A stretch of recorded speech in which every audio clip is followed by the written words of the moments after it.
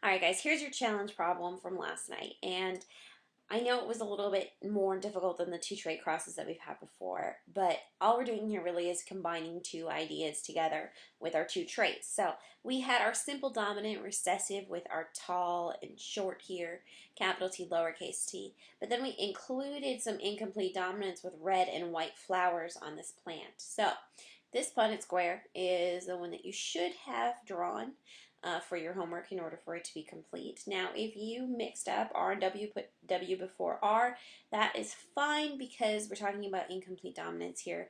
So neither one is dominant over the other. I just like to keep mine in alphabetical order here. So there's really more combinations of alleles that are possible here when we have a incomplete dominance problem. So remember, when you have capital T and lowercase t, it's either tall or short. So someone that is heterozygous, big T little t right in here, they are tall. But having both alleles for the color here isn't just red or white, it's pink. It's a new phenotype.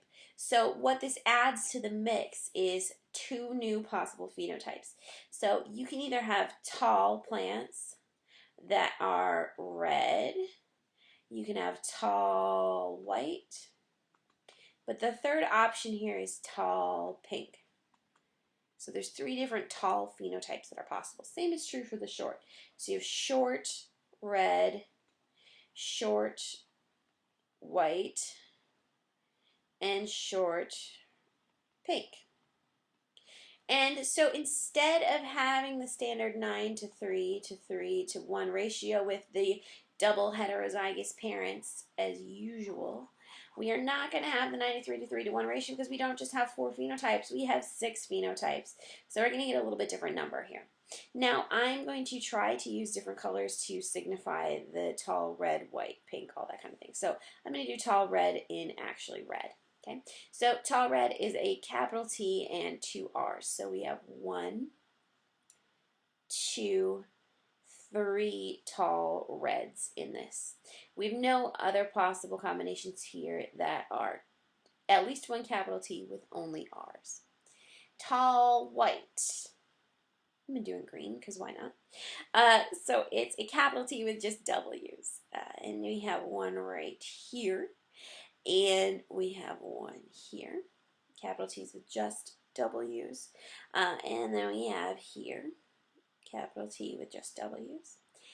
And that appears to be it for our tall whites. So we have 3 tall whites.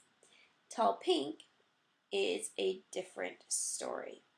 Tall pink is going to be a capital T with R and W. So 1, 2, 3, 4, 5, 6 of those.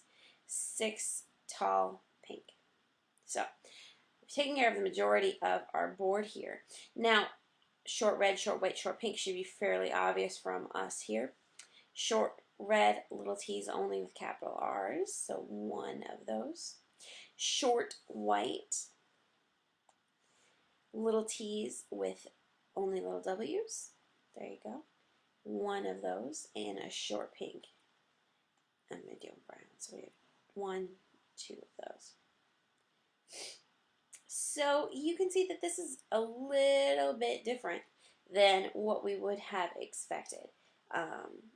But we're going to end up with a more diverse plant population as a result of this. Now, something like this on your test, you're going to know when something is dominant, codominant, or incomplete dominant by the alleles that I give you, or the setup of the problem. So make sure you're looking at the letters of the alleles on your test to make sure that you understand what type of dominance you're looking at and what the ratios are that you're going to be playing with here.